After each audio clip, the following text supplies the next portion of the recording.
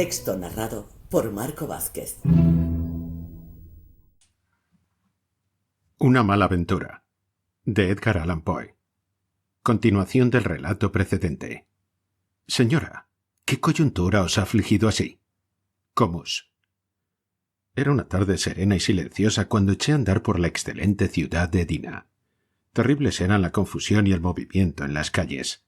Los hombres hablaban, las mujeres gritaban, los niños se atragantaban, los cerdos silbaban, los carros resonaban, los toros bramaban, las vacas mugían, los caballos relinchaban, los gatos maullaban, los perros bailaban. ¡Bailaban! ¿Era posible? ¡Bailaban! ¡Ay! Pensé yo, mis tiempos de baile han pasado. Siempre es así. ¿Qué legión de melancólicos recuerdos despertará siempre en la mente del genio y en la contemplación imaginativa, especialmente la del genio condenado a la incesante, eterna, continua y, como cabría decir, continuada? Sí, continuada y continuamente amarga, angustiosa, perturbadora, y si se me permite la expresión, la muy perturbadora influencia del sereno, divino, celestial, exaltador, elevador y purificador efecto de lo que cabe denominar la más envidiable, la más verdaderamente envidiable. Sí, la más benignamente hermosa, la más deliciosamente etérea, y por así decirlo, la más bonita, si puedo usar una expresión tan audaz, de las cosas de este mundo. Perdóname, gentil lector, pero me dejo arrastrar por mis sentimientos. En ese estado de ánimo, repito, qué legión de recuerdos se remueven al menor impulso. Los perros bailaban, y yo no podía bailar. Retozaban, y yo sollozaba. Brincaban, y yo gemía. Conmovedoras circunstancias, que no dejarán de evocar en el recuerdo del lector clásico aquel exquisito pasaje sobre la justeza de las cosas que aparece al comienzo del tercer volumen de la admirable y venerable novela china Yo qué sé. En mi solitario paseo por la ciudad me acompañaban dos humildes pero fieles amigos. Diana, mi perra de lanas, la más gentil de las criaturas. Caíale un gran mechón sobre un ojo y llevaba una cinta azul con un lado a la moda en el cuello. Diana no medía más de 5 pulgadas de alto, pero su cabeza era algo más grande que el cuerpo, y su cola, que la habían cortado demasiado al ras, daba un aire de inocencia ofendida a aquel interesante animal y le ganaba las simpatías generales.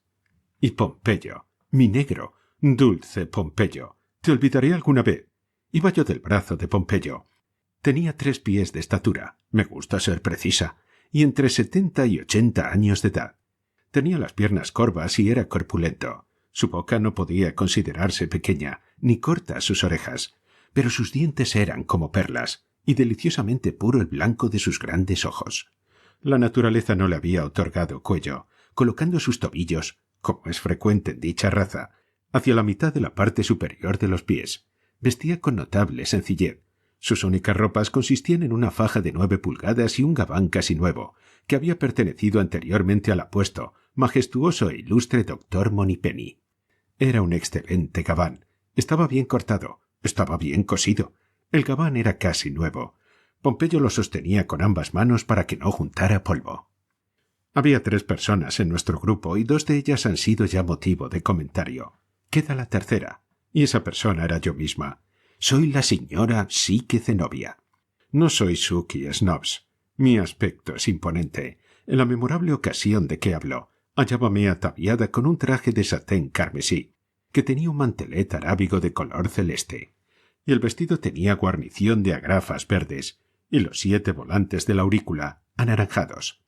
Constituía yo así el tercer miembro del grupo. Estaba la perrita de aguas, estaba Pompeyo, estaba yo. Éramos 3.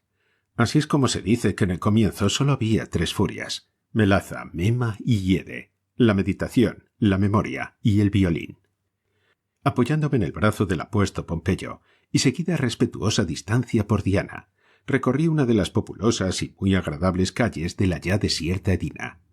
Repetidamente alzóse ante mi vista una iglesia, una catedral gótica, vasta, venerable, con un alto campanario que subía a los cielos. ¡Qué locura se posesionó de mí! ¿Por qué me precipité hacia mi destino? Me sentí dominada por el incontrolable deseo de escalar el verticuloso pináculo y contemplar desde allí la inmensa extensión de la ciudad. La puerta de la catedral mostrábase incitantemente abierta. Mi destino prevaleció. Entré bajo la ominosa arcada. ¿Dónde estaba en ese momento mi ángel guardián? Si en verdad tales ángeles existen. Sí, angustioso monosílabo. ¡Qué mundo de misterio y oscuro sentido y duda e incertidumbre envuelto en esas dos letras! Entré bajo la ominosa arcada. Entré, y sin que mis aurículas anaranjadas sufrieran el menor daño, pasé el portal y emergí en el vestíbulo, tal como se afirma que el inmenso río Alfredo pasaba ileso y sin mojarse por debajo del mar. Creí que la escalera no terminaría jamás, girando y subiendo, girando y subiendo, girando y subiendo. Llegó un momento en que no pude dejar de sospechar, al igual que el sagaz Pompeyo, en cuyo robusto brazo me apoyaba con toda la confianza de los afectos tempranos. Sí, no pude dejar de sospechar que el extremo de aquella escalera en espiral había sido suprimido accidentalmente o a propósito. Me detuve a recobrar el aliento, y en ese instante ocurrió un accidente tan importante desde un punto de vista y asimismo metafísico, que no puedo dejar de mencionarlo. Parecióme, aunque en realidad estaba segura, no podía engañarme, no, que Diana, cuyos movimientos había yo observado ansiosamente, y repito que no podía engañarme, que Diana había olido una rata. Llamé inmediatamente la atención de Pompeyo sobre el hecho y estuvo de acuerdo conmigo. No quedaba, pues, ningún lugar a dudas. La rata había sido olida por Diana. ¡Cielos! Olvidaré jamás la intensa excitación de aquel momento. La rata estaba allí, estaba en alguna parte, y Diana la había olido, mientras que yo no. Así también se dice que el iris de Prusia tiene para ciertas personas un perfume tan dulce como penetrante, mientras que para otras es completamente inodoro. La escalera había sido franqueada y solo quedaban 2 o 3 peldaños entre nosotros y la cumbre. Seguimos subiendo hasta que solo faltaba un peldaño. Un peldaño, un solo pequeño peldaño. Pero de un pequeño peldaño en la gran escalera de la vida humana, ¿qué vasta suma de felicidad o miseria depende? Pensé en mí misma, luego en Pompeyo, y luego en el misterioso e inexplicable destino que nos rodeaba. Pensé en Pompeyo. ¡Ay! Pensé en el amor. Pensé en los muchos pasos en falso que había dado y que volvería a dar. Resolví ser más cauta, más reservada. Solté el brazo de Pompeyo y, sin su ayuda, ascendí el peldaño faltante y gané el campanario. Mi perrita de aguas me siguió de inmediato. Solo Pompeyo había quedado atrás. Acerquéme al nacimiento de la escalera y lo animé a que subiera. Tendió hacia mí la mano, pero infortunadamente se vio obligado a soltar el gabán que hasta entonces había sostenido firmemente. Jamás cesarían los dioses su persecución. Caído está el gabán, y uno de los pies de Pompeyo se enreda en el largo faldón que arrastra en la escalera. La consecuencia era inevitable. Pompeyo se tambaleó y cayó. Cayó hacia adelante, y su maldita cabeza me golpeó en medio del pecho, precipitándome boca abajo, conjuntamente con él, sobre el duro, sucio y detestable piso del campanario. Pero mi venganza fue segura, repentina y completa. Aferrándolo furiosamente con ambas manos por la lanuda cabellera, le arranqué gran cantidad de negro, matoso y rizado elemento, que arrojé lejos de mí con todas las señales del desdén. Cayó entre las cuerdas del campanario y allí permaneció. Levantóse Pompeyo sin decir palabra. Me miró lamentablemente con sus grandes ojos y suspiró. ¡Oh, dioses! Ese suspiro. ¿Cómo se hundió en mi corazón? Y el cabello, la lana. De haber podido recogerla, la hubiese bañado con mis lágrimas en prueba de arrepentimiento. Pero, ¡ay!, hallábase lejos de mi alcance, y, mientras se balanceaba entre el cordaje de la campana, me pareció que estaba viva. Me pareció que se estremecía de indignación. Así es como el Epicentro flosa eris de Java produce una hermosa flor cuando se la arranca de raíz. Los nativos la cuelgan del techo con una soga y gozan durante años de su fragancia. Nuestra querella había terminado y buscamos una abertura por la cual contemplar la ciudad de Edina. No había ninguna ventana. La única luz admitida en aquella lúgubre cámara procedía de una abertura cuadrada, de 1 pie de diámetro, situada a unos 7 pies de alto. Empero, que no emprenderá la energía del verdadero genio. Resolví encaramarme hasta el agujero. Gran cantidad de ruedas, engranajes y otras maquinarias de aire cabalístico aparecían junto al orificio, y a través del mismo pasaba un vástago de hierro procedente de la maquinaria. Entre los engranajes y la pared quedaba apenas espacio para mi cuerpo, pero estaba enérgicamente decidida a perseverar. Llamé a Pompeyo. «¿Ves ese edificio, Pompeyo? Quiero mirar a través de él. Te pondrás exactamente debajo, así. Ahora, Pompeyo, estira una mano y déjame poner el pie en ella, así. Ahora la otra, Pompeyo, y en esta forma me treparé a tus hombros». Hizo todo lo que le mandaba, y descubrí que, al enderezarme, podía pasar fácilmente la cabeza y el cuello por la abertura. El panorama era sublime. Nada podía ser más magnífico. Apenas si me detuve un instante para ordenar a Diana que se portara bien y asegurar a Pompeyo que sería considerada y que pesaría lo menos posible sobre sus hombros. Le dije que sería sumamente tierna para sus sentimientos. «Aussi, tendra que biftec». Y luego de cumplir así con mi fiel amigo, me entregué con gran vivacidad y entusiasmo a gozar de la escena que tan gentilmente se desplegaba ante mis ojos. Empero no me demoraré en este tema.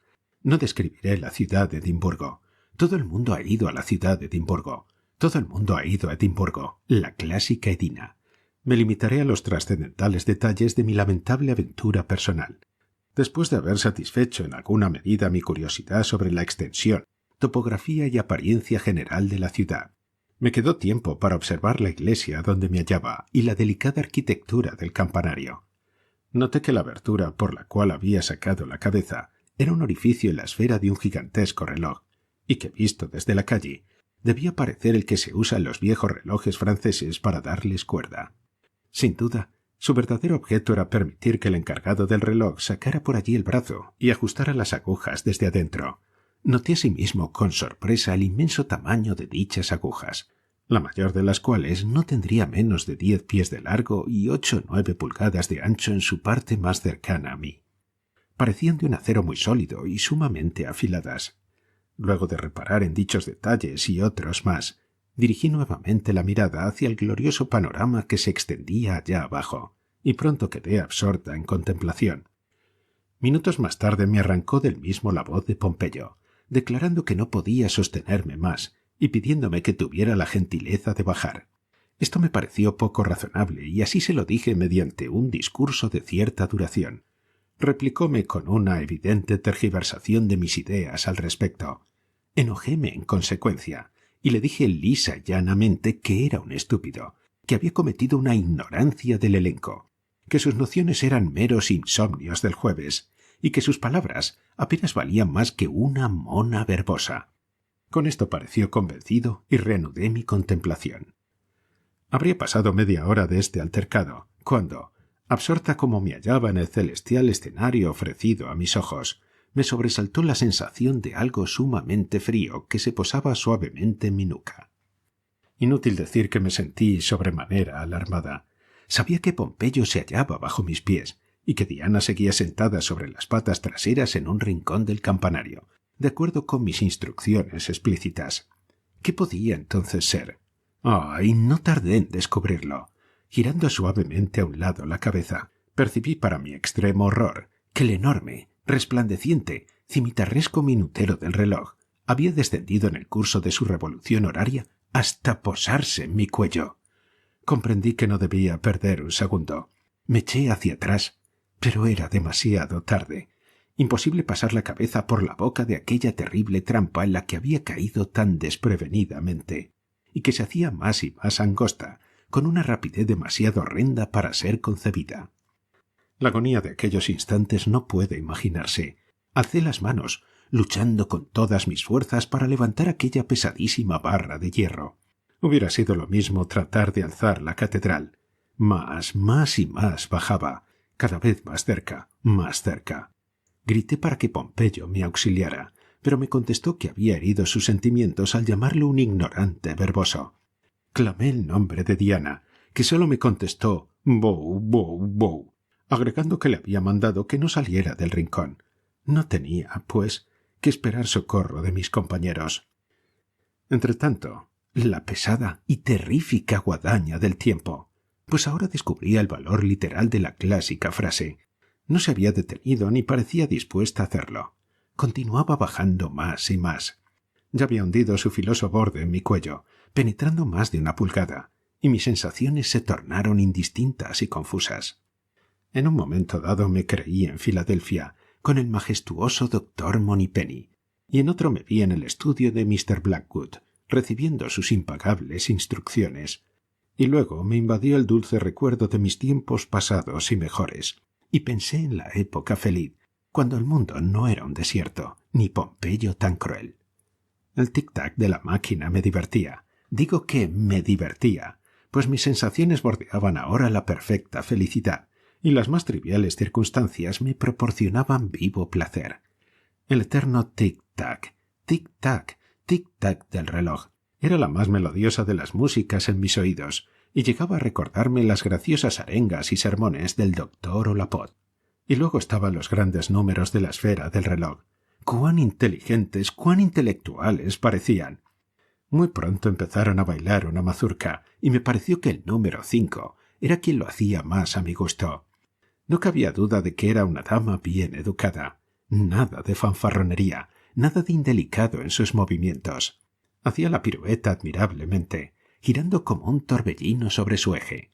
Me esforcé por alcanzarle una silla, pues parecía fatigada por el esfuerzo, y sólo entonces recobré la conciencia de mi lamentable situación. ¡Oh, cuán lamentable! La aguja se había introducido 2 pulgadas más en mi cuello.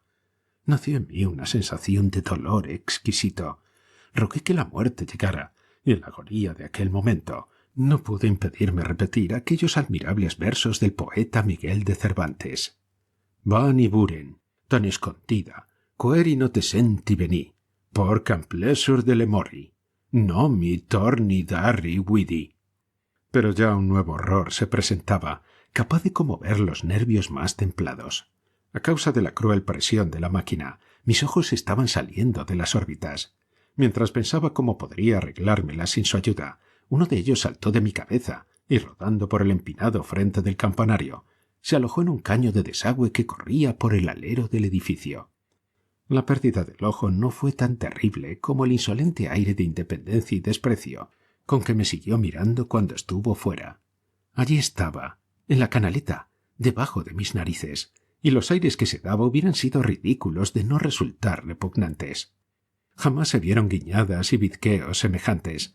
Esta conducta por parte de mi ojo en la canaleta no sólo era irritante por su manifiesta insolencia y vergonzosa ingratitud, sino que resultaba sumamente incómoda a causa de la simpatía siempre existente entre los 2 ojos de la cara, por más alejados que se hallen uno del otro. Me veía, pues, obligada a guiñar y bizquear, me gustara o no, en exacta correspondencia con aquel objeto depravado que yacía debajo de mis narices. Pero pronto me alivió la caída de mi otro ojo, el cual siguió la dirección del primero. Probablemente se habían puesto de acuerdo, y ambos desaparecieron por la canaleta con gran alegría de mi parte.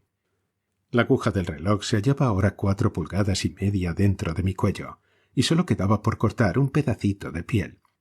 Mis sensaciones eran las de una perfecta felicidad, pues comprendía que en pocos minutos, a lo sumo, me vería libre de tan desagradable situación. Y no me vi defraudada en mi expectativa. Exactamente a las 5:25 de la tarde, el pesado minutero avanzó lo suficiente en su terrible revolución para dividir el trocito de cuello faltante. No lamenté ver que mi cabeza, causa de tantas preocupaciones, terminaba por separarse completamente del cuerpo. Primero rodó por el frente del campanario, detúvose unos segundos en el caño de desagüe y finalmente se precipitó al medio de la calle.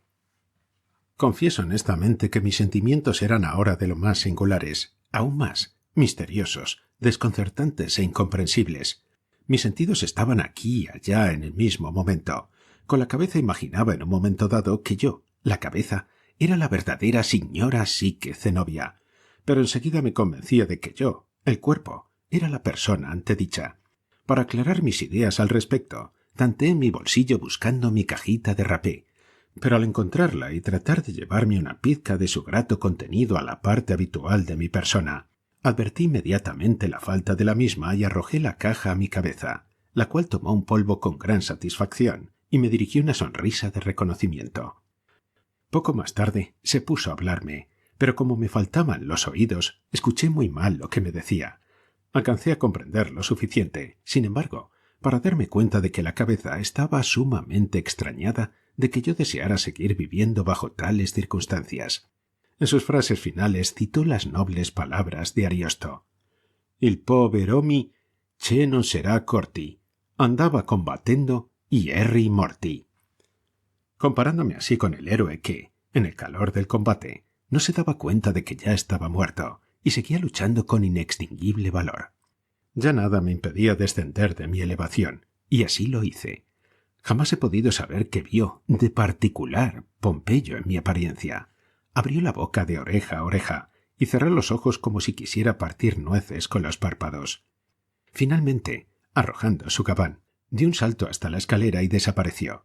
Vociferé tras el villano aquellas vehementes palabras de Demóstenes. «Andrio Flegeton, qué pálido que estás», y me volví hacia la muy querida de mi corazón, la del único ojo a la vista, la lanudísima Diana. ¡Ay, qué horrible visión me esperaba! Vi realmente una rata que se volvía a su cueva, y eran estos huesos los del desdichado angelillo, cruelmente devorado por el monstruo. ¡Oh, dioses! ¡Qué contemplo! Es el espíritu, la sombra, el fantasma de mi amada perrita, que diviso allí sentado en el rincón con melancólica gracia. Escuchad, pues habla, y cielos, habla en el alemán de Schiller. Und Stubiduk, so Stubidun, Duk sí, Duk sí. ¡Ay, cuán verdaderas sus palabras! Y si he muerto, al menos he muerto. Por ti, por ti. Dulce criatura, también ella se ha sacrificado por mí. Sin perra, sin negro, sin cabeza. ¿Qué queda ahora de la infeliz señora Psique Zenobia? ¡Ay, nada! He terminado.